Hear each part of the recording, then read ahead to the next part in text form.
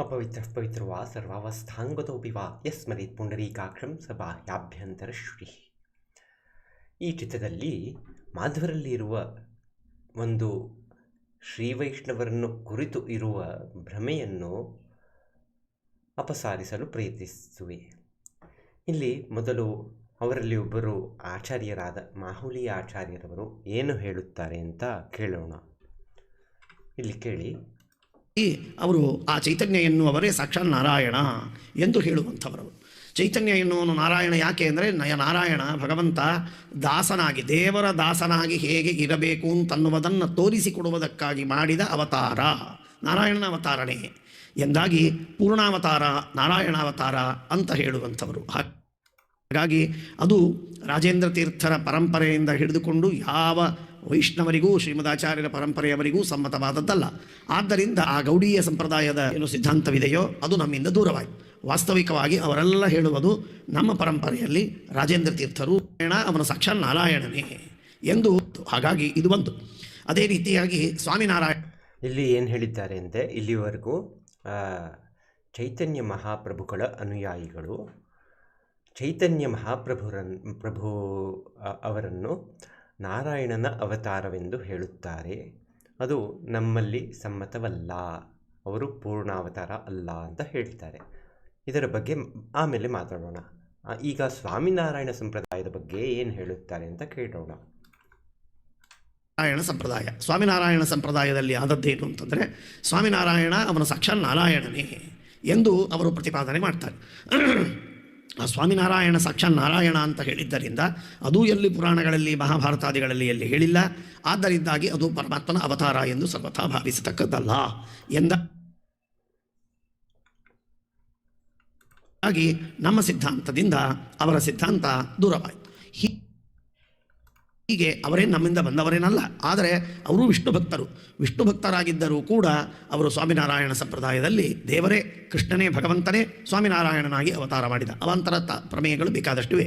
ಇರಲಿ. ಅವತಾರಾನ್ ಹರೇ ಜ್ಞಾತ್ವ ನಾಮತಾರ ಹರೇಶ್ಚಯೇ ತದಾವೇಶಂ ತಥಾ ಸಮ್ಯಕ್ ಜ್ಞಾತ್ವ ಮುಕ್ತಿರ್ನ ಚಾನ್ಯಥ. ಪರಮಾತ್ಮನ ಅವತಾರಗಳು ಯಾವ ಪರಮಾತ್ಮನ ಅವತಾರಗಳಲ್ಲ, ಯಾವ ಪರಮಾತ್ಮನ ಆವೇಶವಿದ್ದದ್ದು ಎನ್ನುವುದನ್ನು ಅಲ್ಲಿಯವರೆಗೆ ತಿಳಿಯುವುದಿಲ್ಲ, ಅಲ್ಲಿಯವರೆಗೆ ಮೋಕ್ಷ ಇಲ್ಲ ಅಂತನ್ನುವುದಾಗಿ ಶ್ರೀಮದಾಚಾರ್ಯರು ತಾತ್ಪರ್ಯ ನಿರ್ಣಯದಲ್ಲಿ ಹೇಳಿದುಂಟು. ಆ ಕಾರಣಕ್ಕಾಗಿ ಈ ರೀತಿಯಾಗಿ ನಾವು ಶ್ರೀಮದಾಚಾರ್ಯರ ಸಿದ್ಧಾಂತವನ್ನು ಹೀಗೆ ಚೊಕ್ಕಾಗಿ ವ್ಯವಸ್ಥಿತವಾಗಿ ನಾವು ತಿಳಿಯಬೇಕಾದದ್ದು ನಮ್ಮ ಕರ್ತವ್ಯ. ಆದ್ದರಿಂದ ಪೃಥು ಚಕ್ರವರ್ತಿಯೂ ಕೂಡ ಇವನು ಸಾಕ್ಷಾತ್ ಭಗವಂತನಲ್ಲ, ಇವನಲ್ಲಿ ಭಗವಂತನ ಆವೇಶವಾಗಿದೆ ಎಂದಾಗಿ ನಾವು ತಿಳಿಯಬೇಕು. ಬಲರಾಮದೇವರು ಅಷ್ಟೇ. ರಾಮಾನುಜ ಸಂಪ್ರದಾಯದಲ್ಲಿ ಬಲರಾಮದೇವರು ಪರಮಾತ್ಮನ ಅವತಾರ ಅಂತ ಹೇಳ್ತಾರೆ. ನಮ್ಮಲ್ಲಿ ಬಲರಾಮದೇವರು ಪರಮಾತ್ಮನ ಅವತಾರವಲ್ಲ, ಬಲರಾಮದೇವರಲ್ಲಿ ಪರಮಾತ್ಮನ ಆವೇಶವಿದೆ. ಹಾಗಾಗಿ ರಾಮಾನುಜ ಸಂಪ್ರದಾಯದಲ್ಲಿ ಬಲರಾಮ ಪರಮಾತ್ಮನ ಅವತಾರ ಅಂತ ಅವರು, ಬಲರಾಮ ಪರಮಾತ್ಮನ ಅವತಾರ ಅಲ್ಲ, ಕಿಂತು ಆವೇಶವಿದೆ ಅಂತ ನಾವು. ಚೈತನ್ಯ ಭಗವಂತನ ಅವತಾರ ಅಂತ ಹೇಳ್ತಾರೆ, ಸರ್ವಥಾ ಅವತಾರವಲ್ಲ, ಆವೇಶನೂ ಅಲ್ಲ ಅಂತನ್ನುವುದು ನಮ್ಮ ಸಿದ್ಧಾಂತ. ಸ್ವಾಮಿನಾರಾಯಣ ಅವತಾರ ಅಂತ ಹೇಳ್ತಾರೆ, ಅವತಾರವಲ್ಲ, ಆವೇಶನೂ ಅಲ್ಲ ಅಂತ ನಮ್ಮ ಸಿದ್ಧಾಂತ. ಹಾಗಾಗಿ ಆ ವಿಷಯದಲ್ಲಿ ಬಲರಾಮ ಪುರಾಣದಲ್ಲಿ ಬಂದದ್ದು, ಆದರೆ ಅದು ಅವತಾರ ಅಂತ ಬಂದಿಲ್ಲ, ಅವತಾರ ಅಂತ ಹೇಳಿಲ್ಲ. ಪೃಥುಚಕ್ರವರ್ತಿ, ಬಲರಾಮ ಇತ್ಯಾದಿಗಳು ಭಗವಂತನ ಅವತಾರವಲ್ಲ, ಕಿಂತು ಪರಮಾತ್ಮನ ಆವೇಶವಿರುವಂಥದ್ದು ಎಂದಾಗೇ ಹೇಳಿದ್ದು ಬಲರಾಮದೇವರನ್ನು. ಎಂದೆಂದಿಗೂ ಅವತಾರ ಅಂತ ಹೇಳಿಲ್ಲ, ಆದ್ದರಿಂದ ಅವತಾರ ಅಂತ ತಿಳಿಯಬಾರದು ಎನ್ನುವುದಾಗಿ ಶ್ರೀಮದಾಚಾರ್ಯರು ನಿರ್ಣಯವನ್ನು ಕೊಡ್ತಾರೆ ತಮ್ಮ ಶಾಸ್ತ್ರ. ಈಗ ಇವರು ಹೇಳಿದ್ದಲ್ಲಿ ಅನೇಕ ದೋಷಗಳು ಉಂಟು. ಈಗ ಯಾವುದೋ ಒಂದು ವ್ಯಕ್ತಿ ಅವತಾರವೋ, ಪೂರ್ಣಾವತಾರವೋ, ಆವೇಶಾವತಾರವೋ, ಸ್ವರೂಪಾವೇಶಾವತಾರವೋ, ಶಕ್ತ್ಯಾವೇಶಾವತಾರವೋ ಅಂತ ಹೇಗೆ ನಿರ್ಣಯಿಸುವುದು? ಕೇವಲ ಒಂದೆರಡು ಪುರಾಣ, ಒಂದು ಮಹಾಭಾರತ ಓದ್ಕೊಂಡ್ರೆ ಸಾಕಾ? ಅದನ್ನು ಸರಿಯಾಗಿ ಓದದಿದ್ದರೆ ತಪ್ಪಾಗುತ್ತಲ್ವಾ? ಈಗ ಪಾಂಚರಾತ್ರಾಗಮವನ್ನು ಮಾಧ್ವರು ಅಂಗೀಕರಿಸುತ್ತಾರೆ. ಅದರಲ್ಲಿ ಸ್ಪಷ್ಟವಾಗಿಯೇ ಹೇಳಿದೆ, ಯಾವುದು ಆವೇಶಾವತಾರ, ಎಂಥ ಆವೇಶಾವತಾರ, ಯಾವುದು ಅವತಾರವೇ ಅಲ್ಲ, ಯಾವುದು ಉಪಾಸ್ಯ, ಯಾರಿಂದ ಉಪಾಸ್ಯ ಅಂತೆಲ್ಲ ಹೇಳಲ್ಪಟ್ಟಿದೆ. ಇದನ್ನೆಲ್ಲ ಉಪೇಕ್ಷಿಸಿ ಪ್ರಮಾಣಗಳನ್ನು ಸರಿಯಾಗಿ ನೋಡದೆ ನಿರ್ಣಯಿಸುವುದು ತಪ್ಪಾಗುತ್ತದೆ. ಎಲ್ಲರೂ ಈ ಮಾಹುಲಿ ಆಚಾರ್ಯರವರು, ಅವರಿಗೆ ನಮಸ್ಕಾರಗಳು, ಅವರು ಹೇಳಿದಂತೆ ತಿಳಿಯುತ್ತಾರೆ ಅಂತ ನಾನು ಹೇಳಲ್ಲ, ಆದರೆ ಇವರು ತಿಳಿದಿರುವುದು ತಪ್ಪು. ಏನಂದರೆ ನೋಡಿ, ಮೊದಲು ಅವತಾರಗಳು ಎಷ್ಟು ವಿಧವು ಅಂತ ತಿಳಿಯಬೇಕು. ಮೊದಲು ಶ್ರೀ ವೈಷ್ಣವರ ಪ್ರಕಾರ ಅವತಾರವು ಪೂರ್ಣಾವತಾರವಾಗಬಹುದು ಅಥವಾ ಆವೇಶಾವತಾರವಾಗಬಹುದು. ಪೂರ್ಣಾವತಾರವೆಂದರೆ ಭಗವಂತನು ಸಾಕ್ಷಾತ್ತಾಗಿ ಈ ಲೀಲಾ ವಿಭೂತಿಯಾದ ಈ ಲೋಕದಲ್ಲಿ ಮನುಷ್ಯನಂತಹ ದೇಹವನ್ನು ಅಥವಾ ತಿರ್ಯಕ್ ಪ್ರಾಣಿಯಂತಹ ದೇಹವನ್ನು ಧರಿಸಿ ಲೋಕೋದ್ಧಾರವನ್ನು ಮಾಡುತ್ತಾನೆ. ಅದು ಯಾವುದೋ ಜೀವವನ್ನು ಮುಂದಿಟ್ಟು ಮಾಡುವಂತಹ ಶರೀರವಾಗದಿರುವುದರಿಂದ ಪೂರ್ಣಾವತಾರ ಅಂತ ಹೇಳಲ್ಪಡುತ್ತದೆ. ಆದರೆ ಕೆಲವು ಸಂದರ್ಭಗಳಲ್ಲಿ ಭಗವಂತನು ಒಂದು ಜೀವನನ್ನು ಮುಂದಿಟ್ಟು ಅವನ ಜೊತೆಯೇ ವಿಶೇಷ ರೂಪದಿಂದ ಆವೇಶಿಸಿ ಇರುತ್ತಾನೆ. ಅದು ಸ್ವರೂಪಾವೇಶಾವತಾರ ಅಂತ ಹೇಳುತ್ತಾರೆ. ಅದಲ್ಲದೆ ಕೆಲವು ಸರ್ತಿ ಏನು ಮಾಡುತ್ತಾನೆ ಭಗವಂತನು ಶಾಸ್ತ್ರಗಳ ಪ್ರಕಾರ, ಕೆಲವು ಜೀವಗಳಲ್ಲಿ ತನ್ನ ಸ್ವರೂಪದಿಂದ ವಿಶೇಷವಾಗಿ ಆವೇಶ ಮಾಡದೆ, ವಿಶೇಷ ಸಾನ್ನಿಧ್ಯವನ್ನು ಇಡದೆ, ಬರೀ ಶಕ್ತಿ ಮಾತ್ರವನ್ನು ಅವನಲ್ಲಿ ತುಂಬಿ, ಆ ಜೀವನಲ್ಲಿ ತುಂಬಿ ಅವನ ಕರ್ಮಗಳನ್ನು ಪ್ರೇರಿಸುತ್ತಾರೆ, ಸಫಲವಾಗಿ ಮಾಡುತ್ತಾರೆ. ಇದನ್ನು ಶಕ್ತ್ಯಾವೇಶಾವತಾರ ಅಂತ ಹೇಳುತ್ತಾರೆ. ಹೀಗಾಗಿ ಅವತಾರಗಳು 3 ವಿಧ: ಪೂರ್ಣಾವತಾರ, ಸ್ವರೂಪಾವೇಶಾವತಾರ, ಶಕ್ತ್ಯಾವೇಶಾವತಾರ ಎಂದು. ಈ 3 ವಿಧದ ಅವತಾರಗಳು ಎಲ್ಲಿ ಹೇಳಲ್ಪಟ್ಟಿವೆ? ಪಾಂಚರಾತ್ರಾಗಮಗಳಲ್ಲಿ ಅತ್ಯಂತ ಸ್ಪಷ್ಟವಾಗಿಯೇ ಹೇಳಲ್ಪಟ್ಟಿವೆ. ಇಲ್ಲಿ ಮಾಹುಲಿ ಆಚಾರ್ಯರವರ ಉದ್ದೇಶವು ಸಮಂಜಸವಾದರೂ ಅದರ ಅನುಸರಣೆ ಅವರು ಸರಿಯಾಗಿ ಮಾಡಿಲ್ಲ ಅಂತ ನಾವು ಭಾವಿಸ್ತೇವೆ.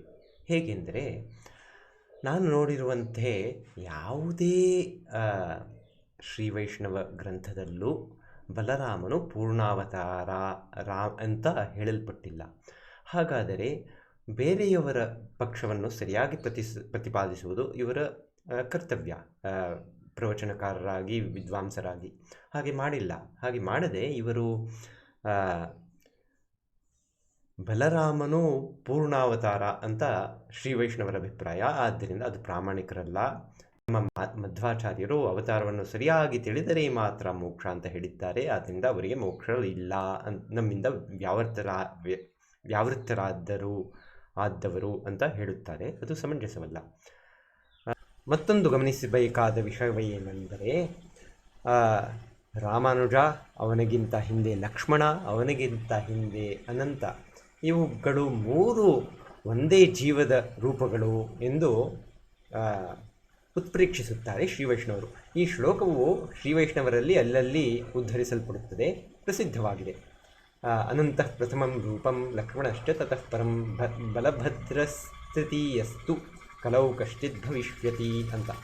ಹಾಗಾಗಿ ಈ ಬಲಭದ್ರನು ಅಂದರೆ ಬಲರಾಮನು ಶ್ರೀ ವಿಷ್ಣುವಿನ ಪೂರ್ಣಾವತಾರ ಅಂತ ರಾಮಾನುಜಿಯರು ಹೇಳುತ್ತಾರೆ ಅನ್ನುವುದು ಅಪ್ರಾಮಾಣಿಕವಾಗುತ್ತದೆ.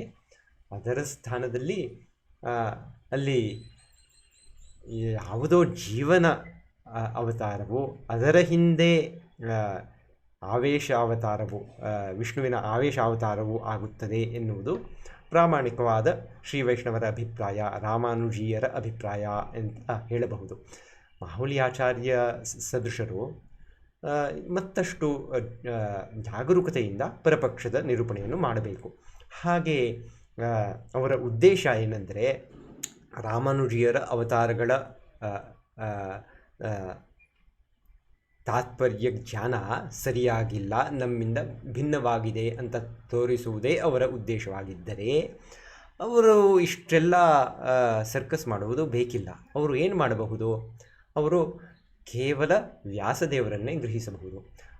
ಮಾಧ್ವರ ಅಭಿಪ್ರಾಯದಲ್ಲಿ ವ್ಯಾಸರು ವಿಷ್ಣುವಿನ ಪೂರ್ಣಾವತಾರವು ಆರಾಧನೆಯನ್ನು ಅರ್ಹಿಸುತ್ತಾರೆ ಅಂತ ನಾನು ತಿಳಿಯುತ್ತೇನೆ. ಸ್ವಯಂ ವಿಷ್ಣುವೇ ವ್ಯಾಸ, ಅಲ್ಲಿ ಜೀವನ ಇಲ್ಲ ಅಂತ ಅವರು ಹೇಳುವಂತೆ ನನಗೆ ತೋರುತ್ತದೆ. ಆದರೆ ಅಲ್ಲಿ ಶ್ರೀ ವೈಷ್ಣವರು ಆಗಮದ ವಚನದ ಬಲದಿಂದ, ಅದರ ಪ್ರಮಾಣದಿಂದ, ವಿಷ್ಣುವೇ ಸ್ವತಃ ಹೇಳಿರುವ ಆಗಮಗಳ ಪ್ರಮಾಣದ ಆಧಾರದ ಮೇಲೆ ವ್ಯಾಸನು ಜೀವನು ಅವನಲ್ಲಿ ಅನುಪ್ರವಿಷ್ಟನಾಗಿ ವಿಷ್ಣುವಿನ ಅವತಾರವು ಉಂಟು ಅಂತ ಹೇಳುತ್ತೇವೆ. ಅದನ್ನು ಗ್ರಹಿಸಬಹುದಾಗಿತ್ತು. ಇಷ್ಟೆಲ್ಲ ಬಲರಾಮ ಪೃಥ್ವಿ ಚಕ್ರವರ್ತಿ ಅಂತೆಲ್ಲ ಅಂತ ಉದಾಹರಿಸುವ ಅವಶ್ಯಕತೆಯೇ ಇರಲಿಲ್ಲ. ಅದಲ್ಲದೆ ಈಗ ಚೈತನ್ಯ ಮಹಾಪ್ರಭುಗಳು ಹಾಗೂ ಸ್ವಾಮಿನಾರಾಯಣರವರು ಅವತಾರ ಅಲ್ಲ ಅಂತ ಹೇಳುತ್ತಾರೆ. ಅದರಲ್ಲಿ ಕಾರಣ ಏನು? ಅದರಲ್ಲಿ ಇವರು ಏನು ಪ್ರಮಾಣವನ್ನು ಕಂಡರು, ಎಲ್ಲಿ ಹುಡುಕಿದರು? ಇತಿಹಾಸ ಪುರಾಣಗಳಲ್ಲಿ ಅವರ ಉಲ್ಲೇಖವಿಲ್ಲ, ಆದ್ದರಿಂದ ಅವರು ಅವತಾರವಲ್ಲ ಅಂತ ಹೇಳುತ್ತಾರೆ. ಆದರೆ ಎಲ್ಲಾದರೂ ಭಗವಂತನು ಹೇಳಿರುವನ್ನ ಇತಿಹಾಸ ಪುರಾಣಗಳಲ್ಲಿ ಹೇಳಿದ್ದರೆ ಮಾತ್ರ ನನ್ನ ಅವತಾರವು ಸಂಭವಿಸುತ್ತದೆ ಅಂತ ಹೇಳಿರುವನ? ಇಲ್ಲ, ಹಾಗೆ ಏನೂ ಹೇಳಿಲ್ಲ. ಎಲ್ಲ ಅವತಾರಗಳು ಪರಿಸಂಖ್ಯಾತವಾಗಿವೆ ಅಂತ ಎಲ್ಲಿಯೂ ಹೇಳಿಲ್ಲ. ಅದರ ಸ್ಥಾನದಲ್ಲಿ ಯದಾ ಯದಾ ಹಿ ಧರ್ಮಸ್ಯ ಗ್ಲಾನಿರ್ಭವತಿ ಭಾರತ ಅಭ್ಯುತ್ಥಾನಂ ಹ್ಯಧರ್ಮಸ್ಯ ತದಾತ್ಮಾನಂ ಸೃಜಾಮ್ಯಹಂ ಅಂತ ಪ್ರತಿಜ್ಞೆ ಮಾಡಿರುವುದು ಉಂಟು. ಹಾಗಾಗಿ ಇವರು ನಿಷ್ಪ್ರಮಾಣವಾಗಿ ಈ ಚೈತನ್ಯ ಮಹಾಪ್ರಭುಗಳು ಅವತಾರವಲ್ಲ, ಈ ಸ್ವಾಮಿನಾರಾಯಣ ಗುರುಗಳು ಅವತಾರವಲ್ಲ ಅಂತ ನಿರ್ಣಯಿಸಿದ್ದಾರೆ. ಅಲ್ಲಿ ಬೇರೆ ಪ್ರಮಾಣಗಳನ್ನು ಇವರು ಮುಂದೆ ಇಡಬೇಕು. ಇವರು ಹೇಳಿದ್ದ ಪ್ರಮಾಣದಿಂದ ಅದು ಸಿದ್ಧಿಸುವುದಿಲ್ಲ. ಹಾಗಾಗಿ ಇವರು ಇನ್ನೂ ಸ್ವಲ್ಪ ಜಾಗರೂಕತೆಯಿಂದ ಪ್ರಮಾಣಗಳನ್ನು ಸಂಗ್ರಹಿಸಿ ನಿರ್ಣಯವನ್ನು ಪ್ರತಿಪಾದಿಸಬೇಕು, ಅವರ ಅಭಿಪ್ರಾಯವನ್ನು ಪ್ರತಿಪಾದಿಸಬೇಕು ಅಂತ ಹೇಳಬೇಕು. ಅದಲ್ಲದೆ ಮಾಧ್ವರಲ್ಲಿ ವ್ಯಾಸದೇವರು ಸಾಕ್ಷಾತ್ ಭಗವಂತನ ಪೂರ್ಣಾವತಾರ ಅಂತ ಹೇಳುತ್ತಾರೆ. ಇವರು ಹೇಳಿದ ಮಧ್ವವಚನದಿಂದ, ತಾತ್ಪರ್ಯ ನಿರ್ಣಯದ ಮಧ್ವವಚನದಿಂದ ಅವತಾರಗಳ ವ್ಯತ್ಯಾಸಗಳನ್ನು ತಿಳಿಯೋದಿದ್ದರೆ ಮುಕ್ತಿ ಇಲ್ಲ ಅಂತ ಮಧ್ವರ ಅಭಿಪ್ರಾಯವನ್ನು ತಿಳಿಸುತ್ತಾರೆ. ಹಾಗಾಗಿ ಅವತಾರಗಳಲ್ಲಿ ಪೂರ್ಣಾವತಾರ ಯಾವುದು ಅಂತ ತಿಳಿಯಬೇಕು. ಅದು ಹೇಗೆ ತಿಳಿಯುವುದು ಅಂದರೆ, ಇವರು ಸರಿಯಾಗಿ ಪ್ರಮಾಣವನ್ನು ನೋಡಿಲ್ಲ ಅಂತ ಕಾಣುತ್ತದೆ ಎಲ್ಲ ಮಾಧ್ವರು. ಯಾಕೆಂದರೆ ಎಲ್ಲ ಮಾಧ್ವರು ವ್ಯಾಸದೇವರು ಭಗವಂತನ ಪೂರ್ಣಾವತಾರ ಅಂತ ಭಾವಿಸುತ್ತಾರೆ. ಅದು ಸ್ಪಷ್ಟವಾಗಿಯೇ ನಿರಾಕರಿಸಲ್ಪಟ್ಟಿದೆ. ಎಲ್ಲಿ? ಇದು ಪಾಂಚರಾತ್ರಾಗಮಗಳಲ್ಲಿ ಸ್ಪಷ್ಟವಾಗಿ ನಿರಾಕರಿಸಲ್ಪಟ್ಟಿದೆ. ಅದು ಹೇಗೆ ಅಂತ ನೋಡೋಣ. ನೋಡಿ, ಇಲ್ಲಿ ಸಾತ್ವತ ಸಂಹಿತೆಯ ಕೆಲವು ವಚನಗಳನ್ನು ಉದಾಹರಿಸುತ್ತೇನೆ. ಇಲ್ಲಿ ಹೀಗೆ ಹೇಳಲ್ಪಟ್ಟಿದೆ: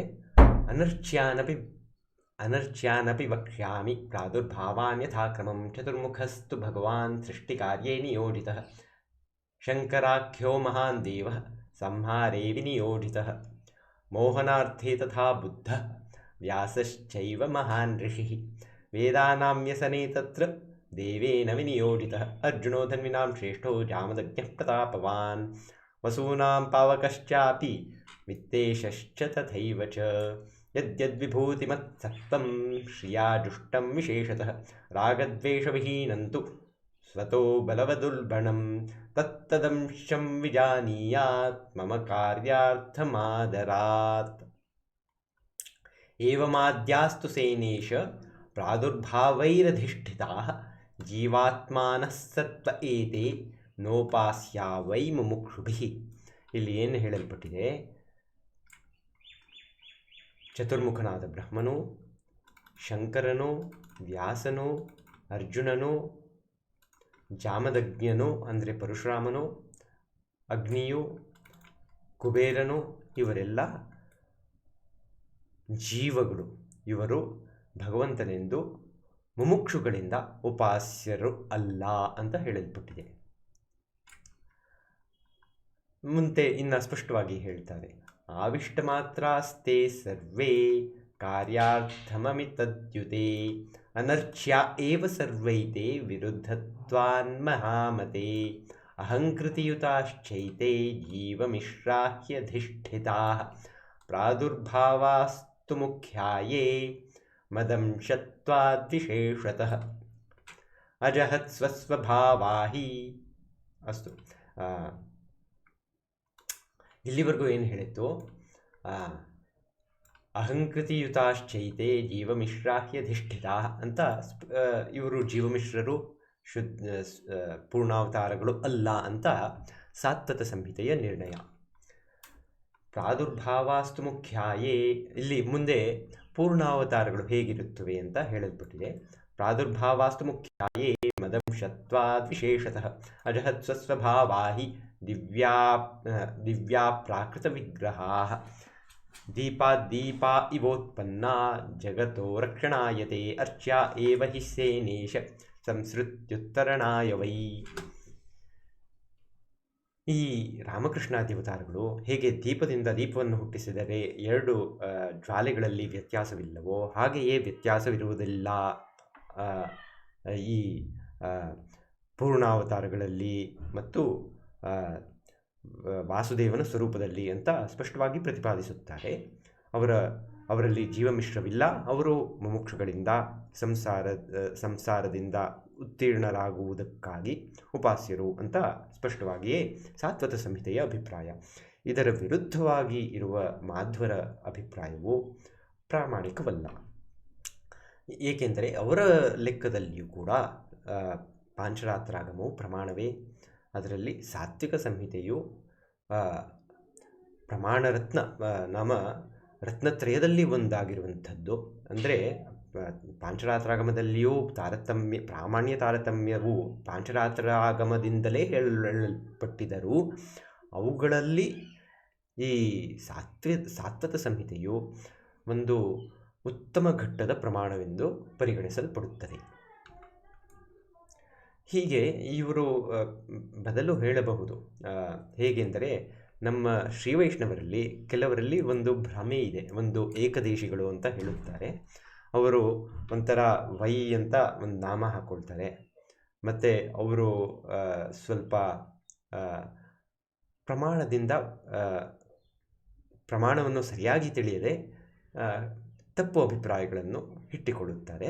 ಅವರು ಹೀಗೆಯೇ ಕೆಲವರು ಕಲ್ಪಭೇದದ ಉಪಾಯದಿಂದ ಇಲ್ಲಿ ಹೇಳಲ್ಪಟ್ಟಿರುವ ವ್ಯಾಸನು ಬೇರೆ ಕಲ್ಪದವನು, ನಮ್ಮ ಕಲ್ಪದಲ್ಲಿ ಇರುವ ವ್ಯಾಸನು ಪೂರ್ಣಾವತಾರನು ಅಂತ ಸಮಾಧಾನ ಮಾಡಿಕೊಳ್ತಾರೆ. ಆದರೆ ಅದು ಪ್ರಾಮಾಣಿಕವಲ್ಲ. ಅವರದೇ ಆಚಾರ್ಯರಾದ ಪರಾಶರ ಭಟ್ಟರು ಈ ಸಾತ್ವತ ಸಂಹಿತೆಯ ವಚನವನ್ನು ಪರಿಗ್ರಹಿಸಿದ್ದಾರೆ. ಆದರೆ ಅವರು ಏನು ಮಾಡುತ್ತಾರೆ, ಅವರ ಆಚಾರ್ಯ ಪರಂಪರೆಯಲ್ಲಿ ಬರುವ ಒಬ್ಬರು ಮಣವಾಳ ಮಹಾಮುನಿಗಳು ಅನ್ಯಥಾ ಹೇಳಿರುವುದರಿಂದ ಏನು ಮಾಡುವುದು ಅಂತ ವಿಚಿಕಿತ್ಸೆಯಲ್ಲಿ ಈ ಥರ ಅಭಿಪ್ರಾಯವನ್ನು, ಈ ಥರ ಕ್ಲಿಷ್ಟವಾದ ಪರಿಹಾರವನ್ನು ಕಟ್ಟಿಕೊಳ್ಳುತ್ತಾರೆ. ಅವರಲ್ಲಿ ಹೇಗೆಂದರೆ ಇವರು ಇವರು ಅಲಸಿಂಗ ಭಟ್ಟರು ಯಾವುದೋ ಪಾಂಚರಾತ್ರಾಗಮದ ವ್ಯಾಖ್ಯಾನದಲ್ಲಿ ಹೀಗೆ ಪ್ರತಿಪಾದಿಸುತ್ತಾರೆ. ಅದು ಇಲ್ಲಿ ನೀವು ಕಾಣಬಹುದು, ಸುಖವಾಗಿ ಆಮೇಲೆ ಓದಿಕೊಳ್ಳಬಹುದು. ಈ ಪಾಂಚರಾತ್ರದ ವಿಷಯದಲ್ಲಿ ಈ ಅವತಾರ ವಿಭಾಗಗಳ ವಿಷಯದಲ್ಲಿ ತೋರಿಸಿದ ಸಾತ್ವತ ಸಂಹಿತೆಯ ವಚನಗಳ ವಿಷಯದಲ್ಲಿ ಒಂದು ಸ್ಪಷ್ಟೀಕರಣೆ ಏನಂದರೆ, ಮುಮುಕ್ಷುಗಳಿಂದ ಈ ಅನುಪ್ರವೇಶಾವತಾರಗಳು, ಸ್ವರೂಪಾನುಪ್ರವೇಶಾವತಾರಗಳು, ಶಕ್ತ್ಯಾವೇಶಾವತಾರಗಳು ಪೂಜಿಸಲ್ಪಡಬಾರದು, ಅದು ಅವರಿಗೆ ಹಿತವಲ್ಲ ಅಂತ ಹೇಳಿರುವುದು ಅದು ಮಾತ್ರವಲ್ಲದೆ ಯಾರಿಂದಲೂ ಪೂಜಿಸಲ್ಪಡಬಾರದು ಅಂತ ಹೇಳಿಲ್ಲ. ಪಾಂಚರಾತ್ರವೇ ಸ್ವತಃ ಈ ನಾನಾ ದೇವತೆಗಳ, ಪರಶುರಾಮ, ವೇದವ್ಯಾಸ ಮುಂತಾದ ದೇವತೆಗಳ ಅನುಪ್ರವೇಶಾವತಾರಗಳ ಪ್ರತಿಷ್ಠೆಯನ್ನು ಹೇಳುತ್ತದೆ, ಅದರ ಪೂಜೆಯನ್ನು ಚೋದಿಸುತ್ತದೆ. ಆದರೆ ಮುಮುಕ್ಷುಗಳಿಗೆಲ್ಲ, ಬೇರೆಯ ಅಧಿಕಾರಿಗಳಿಗೆ, ಈ ಐಹಿಕ ಆಮುಷ್ಮಿಕ ಫಲಗಳನ್ನು ಕಾಂಕ್ಷಿಸುವವರಿಗೆ ಇವರುಗಳ ಪೂಜೆಯನ್ನು ವಿಧಿಸುತ್ತದೆ. ಹೀಗೆಯೇ ಲೋಕ ಕಲ್ಯಾಣಕ್ಕಾಗಿಯೂ ಅನ್ಯ ದೇವತೆಗಳ ಅಂದರೆ ರುದ್ರ, ದುರ್ಗಾ ಮುಂತಾದ ದೇವತೆಗಳ ಪ್ರತಿಷ್ಠೆಯನ್ನು ಹೇಳುತ್ತದೆ ಪಾಂಚರಾತ್ರವು. ಇದು ಒಂದು ಸ್ಪಷ್ಟೀಕರಣೆ ಆಯಿತು. ಹೀಗೆ ಮಾಧ್ವರು ತಮ್ಮ ಬ್ರಹ್ಮಸೂತ್ರ ಭಾಷ್ಯಗಳಲ್ಲಿ ಯಾವುದೋ 2 ಸೂತ್ರಗಳಿಗೆ ಅಂಶಾವತಾರಗಳನ್ನು ಯಾರು ಪೂಜಿಸುವುದಿಲ್ಲವೋ ಅವರಿಗೆ ಅಧೋಗತಿ ದೊರಕುತ್ತದೆ ಅಂತೇನೋ ಮಾಡಿಕೊಂಡಿದ್ದಾರೆ. ಅದು ಏನು ಹೇಳಿದ್ದಾರೆ ಅಂತ ನಾನು ಸ್ವತಃ ಇಲ್ಲಿವರೆಗೂ ಓದಿಲ್ಲ. ಆದರೆ ಅದರಲ್ಲಿ ಹೇಳಿರುವುದು ಮುಮುಕ್ಷುಗಳಿಗೆ ಸಂಬಂಧಪಟ್ಟದ್ದು ಅಂತ ಅವರು ಕಲ್ಪಿಸಿದ್ದು. ಆದರೆ ಅದು ಈ ಪಾಂಚರಾತ್ರಾಗಮದ ವಿರುದ್ಧವಾಗುತ್ತದೆ. ಆದ್ದರಿಂದ ಅದು ಪ್ರಾಮಾಣಿಕವಲ್ಲ. ಅದೇ ಬೇರೆ ಅಧಿಕಾರಿಗಳ ವಿಷಯದಲ್ಲಿ ಈ ಥರ ಅಂಶಾವತಾರಗಳನ್ನು ಪೂಜಿಸದೇ ಇರುವುದು ಸರಿಯಲ್ಲ ಅಂತ ಅವರಿಗೆ ಅಧೋಗತಿ ದೊರಕುತ್ತದೆ ಅಂತೆಲ್ಲ ಕಲ್ಪಿಸಿಕೊಂಡರೆ ಅದರಲ್ಲಿ ಏನೂ ವಿರೋಧವಿಲ್ಲ, ಆಗಮದ ವಿರೋಧವಿಲ್ಲ. ಹಾಗಾಗಿ ಶ್ರೀ ವೈಷ್ಣವರ ರಾಮಾನುಜಿಯರ ವಿರೋಧವೂ ಇಲ್ಲ. ಹೀಗೆ ಹೇಳಿ ನನ್ನ ಮಾತುಗಳನ್ನು ಮುಗಿಸುತ್ತೇನೆ. ಈ ವಚನಗಳಲ್ಲಿ ಮುಖ್ಯವಾಗಿ ಪ್ರತಿಪಾದಿತ ವಿಷಯಗಳಲ್ಲಿ ದೋಷಗಳಿದ್ದರೆ ದಯವಿಟ್ಟು ಸೂಚಿಸಬೇಕು. ಮಾಧ್ವ ಗ್ರಂಥಗಳ ಪರ್ಯಾಪ್ತ ಪರಿಚಯ ನನಗೆ ಇಲ್ಲದಿರುವ ಕಾರಣದಿಂದ ಅವರ ಪಕ್ಷವನ್ನು ಸರಿಯಾಗಿ ತೋರಿಸದೇ ಇರುವುದರಲ್ಲಿ ಅದನ್ನು ದಯವಿಟ್ಟು ತಿಳಿಸಬೇಕು ಕಾಮೆಂಟ್ಗಳ ಮೂಲಕ. ನಮೋ ನಮಃ.